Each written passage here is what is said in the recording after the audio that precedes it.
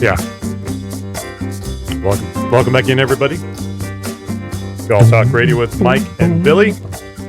Brought to you by Slick Sticks. Your key to better golf. Dave Schmandl. Slick Sticks, 805-598-9993. That's 805-598-9993. You were going to say? I used to listen to Steely Dan albums all the way through. Those were ones you could do it I like Steely Dan, too. So it's just, you're doing something around the house or something, you can stay busy. And man, so you're a little more hard rocker guy than I am. I'm across the board. I was a James Taylor, and I was learning to play guitar, so I was listening to that kind of stuff. But I listen to all of them. Like, Billy I listen Joel. to James, Fleetwood Mac. I love Rumors. Yeah, it's a The good old album. Fleetwood Mac. Really good album. Cat Stevens. Stevie Nicks has yet to answer my email. Yeah, I gave up on that a long time ago. Her lawyer did. But, yeah, did you? We all had a biggest crush on that girl. Oh, God, yes. So we're going to get a little golf related here in the second segment here. And Mike asked me if we thought this was a good topic, and I think it is, because usually we disagree on everything. We do? I'm just kidding, and people know that. But what part of golf is worth investing in? There is zillions of dollars spent every year by golfers. And amazingly, every product line, top line especially, come out with the new and better and greatest.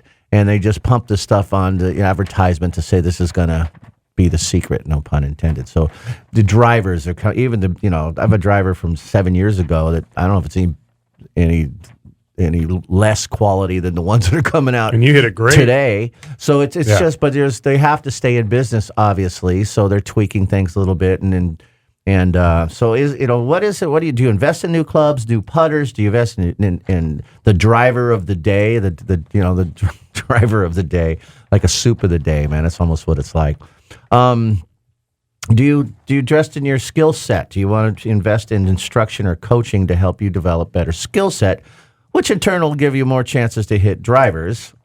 If you have a better skill set, now more drivers come into the focus, if you will. Or do you invest your time in practicing? Do you practice purposeful practice on the range? You practice your short game. Do you go to the golf course, or are you a member? So you pay a membership and then you learn to play on the course, the range, putting green. Is that worth the investment? Versus most people just show up and play, right? Right. And then one or two times, once a week, 1 or 2 times a month. And then they buy the new driver because they just drove 6 balls out of bounds the last time. So I'm going to get this new Epic 19 Binford 5000 driver. The Binford 5000. It's going to fix everything for $685, and they go out and only hit 7 out of bounds. But it's just they're not used to it yet. Right. So I got to get used to this one. Yeah. That's the famous line.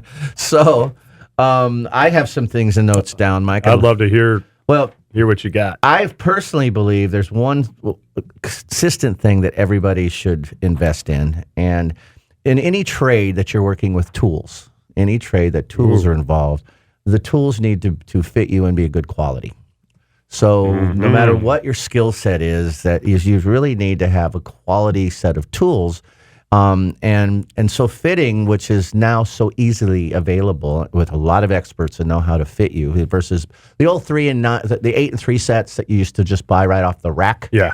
When we grew up, that's what it was, man. Your golf shop had 8 and 3 sets, and you had the 3-5 and 5-3 and driver, the 1-3-5, yes, right, and 3 iron to the wedge, right. Those yes. are your 8 and 3. It's not really that way anymore, and so more shops, including yours, I'm sure, that you have a couple models out there, if you will, floor models, but you get fitted and you order your set of clubs, and the business is so good you get them in a day or two. I do believe that every person who plays needs to be fitted, and then what tools you buy is a whole nother topic. Yep. So, especially if you want to improve. I mean, if most people who play golf don't want to just suck, and most people who start do suck because it's challenging and you need to develop a skill set, right? So it's not very few just pick it up and they're stars, right? Or they play it at an acceptable level, right, to them. So getting fit, well, at least you have the right tools. It's a good starting point. So fittings don't cost much. Some are free. Right? Are some free if you go to your profession? I don't know. I do some. I did. Yeah. Well, a lot of places, and like where I fit up at Paso Robles Golf Club, if we do a fitting and they make any kind of purchase through us, the fitting's free. And if not, it's a lesson fee. It's $75. Okay. We're spending an hour of time. No, I get it. We're putting all the equipment on and everything. And what you just said, it's the nail right on the head. So I had a gentleman that I did a fitting with, and he was like, hey, I want to be fit for hybrids and Fairwood. So we just happened to be on the golf course, and that's what we were doing. And I just focused on that because I didn't think about that he wanted, like, I would want irons. And so what you just said about fitting, he goes, we got done with the fitting, we're on the course, and he goes, this has been really enlightening. And he goes, I don't understand, like, what's up with my golf swing with my irons. And I said, what do you mean? Like, what's happening? He's like, well, this is what I'm doing. And he goes on and on and on. And so then I went over and I didn't have an iron with me, so I just happened to, shame on me, I should have done it earlier. I just happened to pull a 7-iron out of his bag. I almost ripped my arm out of the socket because this guy's like late 50s, early 60s, and he has Mizunos that are probably from 10 years ago. Little blades. S300 True Temper steel shafts. Heavy steel stiff. It's one of the heaviest. Forged. Yes. And he goes, and I look at him and I said, we're doing a fitting on your irons, right? I said, I'm not trying to sell you anything, but I said, I want you to feel. This little hybrid right here. Yeah, I want you to feel the difference, right? Yeah. And he goes, he's like, I don't want to buy clubs until my swing's right. Oh. See, and I said, I get that every day. I said, but this is not his name. I said, but Frank. Frankly speaking. Yeah, I said, frankly speaking, Frank. What's the chances his name is Frank and you said frankly speaking? Exactly. And I said, it's not going to get any better if we don't. I said, I don't care if you don't buy anything. I'm going to bring over the other irons that I think will fit you so that you can feel what your swing should be. So it's interesting. There's no question. And it's neat that you were frank with him. I was very frank with him. Probably as frank as I've ever been. So I had my guy, Frank. Yes. He came down to see me the other day. And we were on the golf course. And I've worked with his swing. And we actually got some clubs that were, I guess you could say they fit him. They were the right flex and the right length, right? Yeah. And they were forgiving heads. But he never had a hybrid ever. Wow. So we went to watch it. I said, I'm just going to watch you play a couple holes, and then if I see something, I'll just chime in. But, I'm not here to really work on your swing out here. Let's just see how you play this game, Right. Little management thing going on. I like it. So he takes out his driver, which his skill set isn't quite ready for, and then immediately, tops one and then hits the next one dead sideways into out of bounds, right? I said, woo, rough start, but, it'll come around. So he went down, dropped on the middle fairway, and proceeded. He did okay. So we into the next hole. Another another driver out. So I said, but by the rules, what club do you drive? The next hole is a par 5. What club do you have to tee off with? Well, a driver. I said, no, you don't. So, the club, the answer is whatever club works and puts you into play. Exactly. So I gave him the old spiel that 90 shooters, which is about where he was, or a little higher than that maybe. They did a test where they put him all 7-irons and putters. And they did like 1,090 shooters, 18 handicaps. Right. And they went out and shot just 7-iron putters, and their scores are almost identical to when they had 14 clubs in their bag. There was very little change. Matter of fact, the trend went down. They played a little bit better, and the main reason they kept the ball in play. And if you could hit 3 7-irons almost into any green, lengthwise, right? If you hit it 130-yard 7-iron, you can hit almost every single hole in 3 shots, right? It's the old PAT philosophy. Absolutely, it is. So we talked a little bit about that. And he's like, and I said, if you 2-putt, you hit every green in 3, and you 2-putt, it makes you shoot 90. Right. That's 5s. That's all 5s. And you're going to get a par 3 that you're going to be on in 1 or 2, and you're going to 2-putt. So now you're under par. Now you're in the 80s. So so what's your favorite club? And he's got this little driving iron hybrid thing. Nice. Looks like a little dolphin head club. Nice. Cutest club ever. I love those. And he kills it. So we wouldn't play the next couple holes just using that club. Yeah. He made 5. Then he made a 4. Oh, and awesome. then he went to a par 3, and he didn't use it. It was too short, so he used an 8-iron, and he made a 3. So he went 5, 4, 3. And then we got to and then the next par 5, I didn't say where he comes up to the tee, has his driver in his hand. I said, what are you doing? Well, it's a long hole. I said, okay, let's hit 2 balls. So he's dead skied the driver straight up, came about 10 yards in front of him. So we put the little dolphin club. I call it his little porpoise. That's what I call it. I love the dolphin because it had porpoise. And he hit it down the middle, and he's on right next to the green in 3. He hit it 3 times. That little hybrid club. Makes sense. So he hit it 3 times, about 10 yards from the green. He chips it up, and he 2-putts. So he made his first 6, but he was still under the par of the 5s. Right. Right. That's so cool. we started talking. So we finished in, and he actually shot exactly We played 8 holes, but he was even 5s after 8 holes.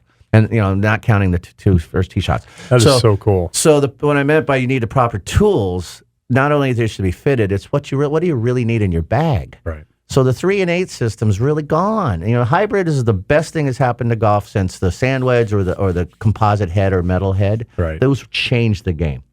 And graphite, good graphite, changed I never the game. thought I would say it because when you and I were working at the other courses we were at, I mean, everything, your bag had long irons. That's too. Remember the 1 and 2 irons? Yeah. We all had those. We all had them. I had 2. I love my 2 and my 3 irons. I loved them. It was like a business card on a stick. It was. And then the other stiff stick. The other afternoon, I went out and I played around, and I'm at Paso, and the rough there now is really, really rough. Like even if I had, that's why they call it rough. Yeah, even if I had a 2 or 3 iron, I couldn't get it out of there. So I have this little 158-yard uphill shot into the wind, and I mean uphill. It's probably like adding 15 yards. Yeah. I took a little 4 hybrid, and I mean little, just kind of little shot, and popped that thing right up on the green, and it just rolled just barely through the green, and it was on the rough. Yeah. But I was so ecstatic because if I had hit a long iron from there, it'd get caught up in the hosel and twisted around. Yeah. And your skill set's better than most, obviously, but the average player, what to invest in, and this is my number 2, not only need a good fitting, your set makeup should be well thought out. Yes. All right, and you can use 7. Most people only use 7 clubs anyway. That should be part of a good fitting. So if building your if set. you had ink on your hands and it was like black ink, yeah. and you played your round and you took your clubs out, you'd only see 6 or 7 clubs have the markings on them. Yeah. Even though you got 14 in the bag, right. You're only using 6 or 7 of those clubs. That's right. almost everybody. So they don't need to have all those. But hybrids should be an investment. Right. If they don't have them now, you got right. to. And people who don't have it now, it's almost unheard of new sets, right? How many new sets have you sold without a hybrid? I sell usually, most people are buying the irons first, but what they're buying is they're buying somewhere between 5 to 7 single irons.